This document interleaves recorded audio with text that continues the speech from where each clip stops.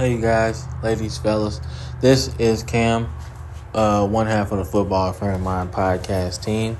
Just giving a week 13 recap and championship weekend preview, man. At the time of this recording, the Pac-12 championship game is underway. So when you listen to it or hear it, watch it, you'll know my picks. So give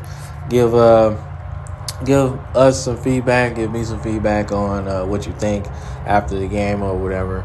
But before we get into all of that, let's give sponsors a shout out, man. Off the Ball Network, always a great place for your content to where you want to talk about it. We have great conversations with all our network members, so great family to be a part of. And yeah, man, check them out, man. We tag them in every video. So BetUS is our next sponsor, man. One of the oldest sports books on the market. Take care of all your sports gambling needs, sports books, horse racing, all of that. They got it all on there. Check them out. We got a link in our description. Great deal to get you started with them. And we look forward to continuing their mission of taking care of everybody's sports gambling needs, man. So check them out. We have a store now. It's a link in our description. As soon as you see it on our YouTube page, so check it out. We going into merch now. Give us some feedback on things that you wanna see.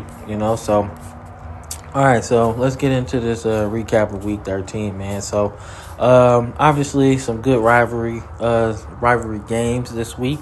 So let's start with the elephant in the room. Alabama survives Auburn, man. The Iron Bowl is, man, it's one of the best rivalries in college football. Always has you on your seats from the kick six to, bow, I think, over the top. Then you got the games where my Tide come out on top, survive. Bryce Young just last year, 98-yard drive to win the game, to tie the game, then like 4 or 5 overtimes, and then this year, people calling it a grave digger.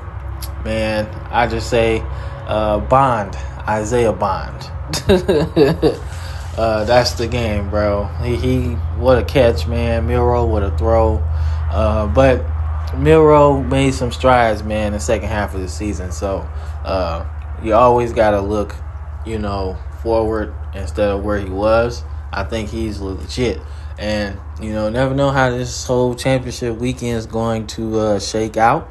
So you never know, man. Bama still has a chance because they need a lot of chaos to happen in front of them. But you never know. So we'll see. But we got to take care of that. And, we'll get into conference championship weekend. But got a big dog to take care of. So another game I want to talk about is obviously the game Michigan-Ohio State. Great game. You look at Michigan, man. I said J.J. McCarthy had to do some good. And he did, man. Solid game. It was a ground and pound game. But Ohio State and the turnovers, I think, really messed them up, man. But they had a chance to win late. And turnovers, like I said, cost them the game. But great game. Dropped Ohio State to 6, which is one of the teams we needed to get out of the way. But we'll see. We'll see how it goes, man. Style points is really what's going to help my Tide in this situation. But a good game for Michigan. They got the win and pretty much a lock unless they, decide not to show up against Iowa. But we'll see how that goes. Last game I really want to talk about, man, is Washington and Washington State, man. That was a close game, man. Close game. Michael Penix, another good performance. Cam Ward, who I think he should be the biggest transfer on the market, but no news yet on what he's going to do. But I think he'll be a big get for anybody in the country right now looking for a 1-year rental. to try to give them the best chance to win a national championship, especially next year with the playoffs expanding.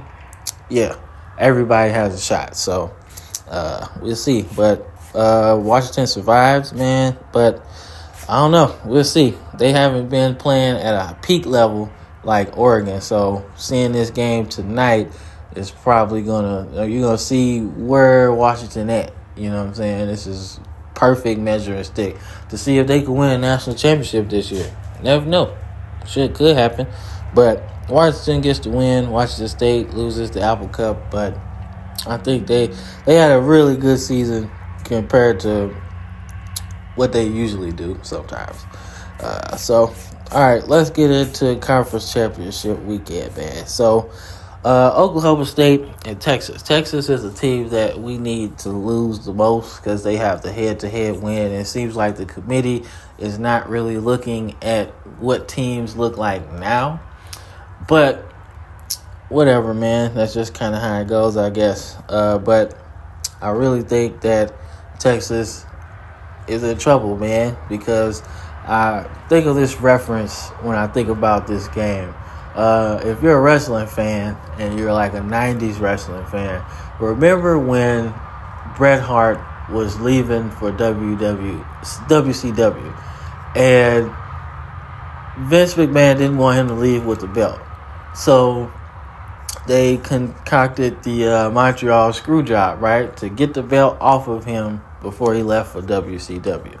So I think this game has parallels to this because you don't want Texas, who's leaving for the SEC, to win the Big 12 championship. You know, you want to keep them from winning it. So maybe not a Montreal screw job, man, but I definitely think Oklahoma State is going to be trying to play the role of spoiler because they don't want to let Texas get out of the Big 12 with the championship, man. So look forward to seeing this game. Definitely watching it because it has a lot to do with my Tide. But speaking of the Tide, man, that's the game that I want to really talk about, man. I'm not really sold on Iowa beat Michigan. I don't know, but I'm not really going to talk about that because I'm not sold. But the SEC championship game is what I'm really looking at, man. It's going down in the ATL. Georgia's back stomping grounds. They obviously number one. They got a long win streak going. But we could play the role of spoiler, man. I don't believe if we beat them, it's going to be enough for us to jump without chaos. But beating them convincingly, never know. It could propel us into that fourth spot. But we need a couple teams to lose in front of us so we could get in. But it's going to be a big game regardless of how it goes, man. I mean, Georgia is important, man. They going for a three-peat, man. Something that's not happened since Minnesota back in the 30s or something like that. So, historical significance, man. Obviously, we're trying to get another SEC championship game. So, we'll see, man. I'm going with the Tide. You know what it is. But I think the Tide is going to be a close game. And that's why I don't think it's going to be enough for us to get into the playoffs without chaos. So, like I said, man, great conference championship games, huge playoff implications around the whole thing. So, but the last game I really want to talk about is Louisville and Florida State, man. Louisville took a loss to Kentucky, so that kind of hurt their playoff chances to cause some chaos. But they can still cause some chaos as a spoiler, get a good bowl game in the process of the ACC championship game. Obviously, Florida State has lost their quarterback, Jordan Travis, my Heisman favorite for the year, for the season. He is a big loss, man, and Louisville's not a team that's really, scared of Florida State, man. And this is a trap game. It's a tough game to really pick because Louisville has a tendency not to show up sometimes. But I think their ability to stop the run is going to make their Florida State's backup quarterback really, really, really have to make some plays. So we'll see. But I think Florida State holds, but I'm hoping for chaos. You already know that. So, but this has been your Week 13 recap, man, and championship weekend preview, man. So obviously, man, y'all know the deal. Like, subscribe, and we appreciate all of your feedback, man. Our shorts are amazing. Check them out. We have so much content. Catch up, man. If you missed out on everything, man, call us out on what we missed. Enjoy the ride, man. We're approaching 15,000 subscribers, man. So we appreciate everybody that's tuning in to our network, to our podcast, man. We're everywhere. We're streaming everywhere. Wherever you get your podcast, man, type it in, Football for Everybody Podcast. It's everywhere. Don't forget to check out our merch, man. But this is Cam, one half of the Football for Everybody Podcast team, signing off.